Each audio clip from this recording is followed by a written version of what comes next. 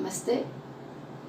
पिछले 2 वीडियो में मैंने आपको पाठ पढ़ने का तरीका बताया, बड़े भाई साहब पाठ को आधार बनाकर, कि पाठ पढ़ने के पहले हमारी मानसिक तैयारी क्या होना चाहिए, या पाठ लंबा है तो किन बिंदुओं पर हमें प्रकाश डालना चाहिए जिससे हम ट्रैक पर रहें और सारी कहानी हर समय हमें याद हो जाए।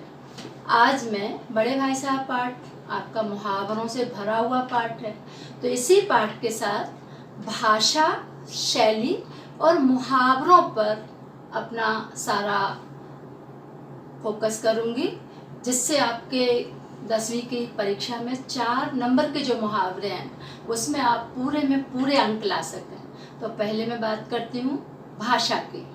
तो मुंशी प्रेमचंद की भाषा के साथ आपने देखा कि जहाँ उसमें तद्भव, तत्सम शब्दों का प्रयोग है, वही उनकी भाषा उर्दू शब्दों से भरी हुई है। तो भाषा पर समय का और समाज का प्रभाव पड़ता ही पड़ता। उस समय देश गुलाम था और उस समय हमारे देश में उर्दू बहुतायत में बोली जाती थी, तो लेखक की भाषा में उर्दू के शब्द बहुत अधिक हैं। अब बात है भाषा के संदर्भ में, कुछ लोगों का मत है कि भाषा शुद्ध और हिंदी बोलना चाहिए।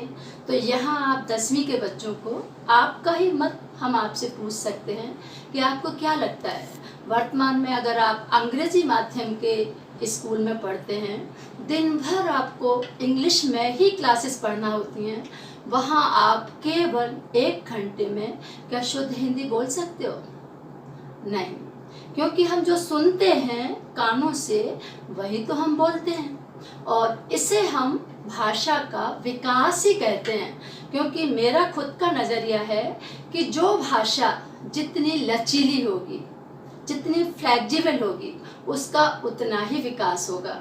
आज हम वैश्वीकरण मीन्स ग्लोबलाइजेशन के युग में रह रहे हैं, जहां हमारा अन्य देशों से व्यापार के लिए, शिक्षा के लिए, तमाम चीज़ों के लिए हमारा उनसे आदान प्रदान और रिश्ता बना हुआ है। तो निश्चित ही उनके शब्द हमारी भाषा में कब समाविष्ट हो जाएंगे हमें पता ही नहीं लगेगा। बिल्कुल उसी तरह जैसे मान लीजिए कि एक अपार्टमेंट है और उसमें कोई महाराष्ट्रीयन परिवार रहता है, कोई ब्राह्मण परिवार रहता है, कोई गुजराती परिवार रहता है, कोई जैन परिवार रहता है। रिश्तों में प्रगाढ़ता बढ़ेगी, और जब रिश्तों में प्रगाढ़ता बढ़ेगी तो चीज़ों का आदान प्रदान होगा। तो इससे हम दूसरे की सभ्यता और संस्कृति को भी सीख जाएंगे। व्यंजन उनके हमारे घर से हमारे जाएंगे, उनके घर से उनके आएंगे। तो जो हमारा एकांगी दृष्टिकोण था कि मैं ही सबसे अच्छी, वो खत्म होके हम दूसरों के साथ जुड़ेंगे।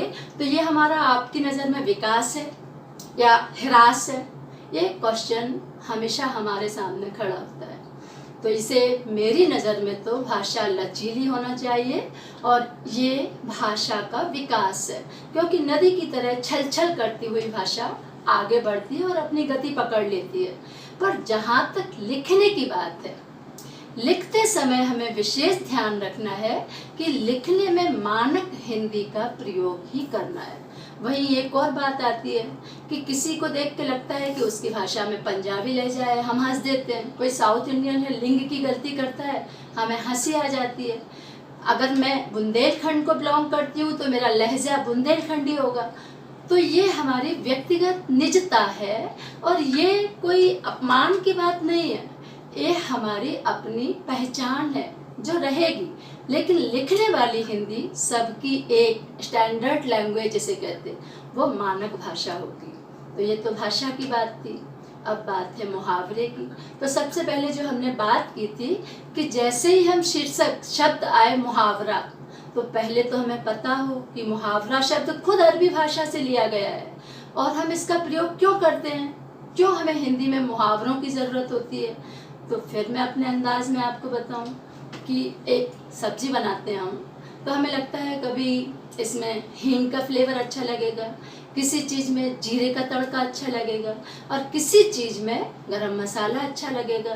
तो हम अपनी भाषा को कुछ अलग हटके दिखाने के लिए, कुछ उसमें रस, कुछ गूढ़ अर्थ पैदा करने के लिए कभी मुहावरों का प्रयोग करते हैं, कभी लोकोक्तियों से सजाते हैं, कविताओं में अलंकारों से सजाते हैं।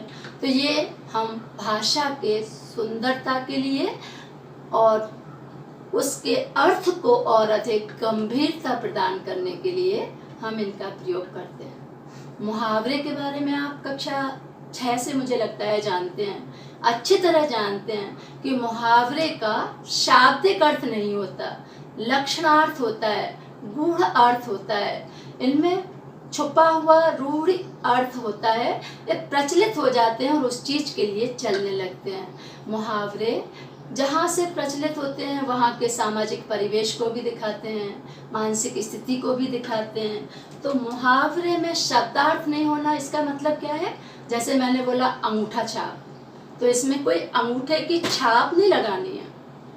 अंगूठा छाप अर्थात ज्ञान, अक्षर ज्ञान ना होना।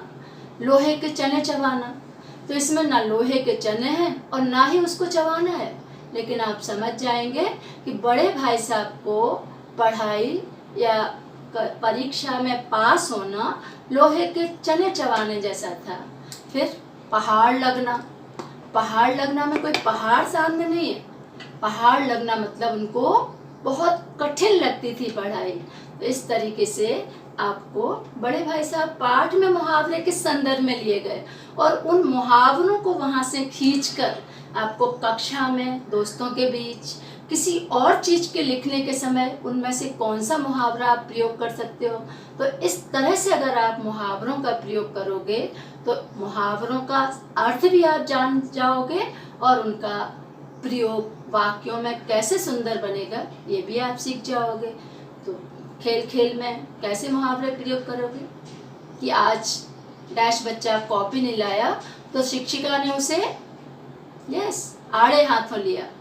अगर आप परीक्षा में इस बार भी अव्वल नहीं आए तो फिर आपकी माता पिता अच्छी खबर लेंगे, बेटा बड़े हो जाओ तो पता लगेगा, आटे दाल का भाव मालूम पड़ जाएगा। कोई बच्चा एक बार में बिना प्रयास के जीत जाता है या उसके हाथ कुछ अच्छी चीज लग जाती है तो हम बोलते अंधे के हाथ बटेर लग गई, है ना। मुश्किल चीजों के लिए दांतों तले पसीना आ गए। अब दिक्कत ये है कि हम याद कैसे करें। तो हम संक्षेप में आपको तरीका बताते हैं कि या तो आप शरीर के अंगों के हिसाब से कुछ मुहावरों को अपने पॉकेट में रखें और समय समय पर प्रयोग करें। जैसे हमने आँख को ले लिया तो आँख का तारा होना, आँख की किरकिरी होना, आँखें चार होना, आँखें लाल होना। फिर नाक को ले लिया, नाक फूलना, नाकों चने चबाना। फिर कान ले लिया, कान के कच्चे होना, कानों कान खबर ना होना। तो इस तरह या तो हम शरीर के अंगों के हिसाब से अपने आप को तैयार कर सकते हैं और या फिर जब जो पाठ पढ़ते हैं उस पाठ के मुहावरों को मनन करेंगे और उसको उसी दिन डायरी में प्रयोग करेंगे। दोस्तों के बीच जो बोलेंगे उसमें मुहावरों को प्रयोग में लाएंगे ही लाएंगे। तो हमें लगता है कि आपको मुहावरे तैयार करने का अल्फ़ाबेटिकली भी हम कर सकते हैं। जैसे अगर हमने आ से बोला, आ और आ को ले लिया तो आँख के लिए बोल दिया, ता से लिया तो ता के मुहावरे हुए, हाथ का लिया तो हाथों हाथ बिक जाना, एक हाथ से दूसरे हाथ में चीज चली जाना, है ना। तो 5 उंगलियां घी में होना। इस तरह हम मुहावरों को तैयार कर सकते हैं और खेल खेल में मुहावरे हमारे तैयार हो जाएंगे। तो मुझे लगता है कि आप बोर्ड की परीक्षा में 4 में से 4 पूरे अंक मुहावरों में लाओगे। और एक छोटा सा वीडियो था, अगले वीडियो में आपकी फरमाइशी प्रोग्राम होगा। तो फिर खेल खेल में सीखें हम और सीखें जो ना भूले हम। ये उक्ति पूरी तरह चरितार्थ करना है और पूरे में पूरे अंक लाना है। लेकिन इसके पहले आपको चैनल को सब्सक्राइब करना है, लाइक करना है और बेल आइकॉन बटन भी दबाना है।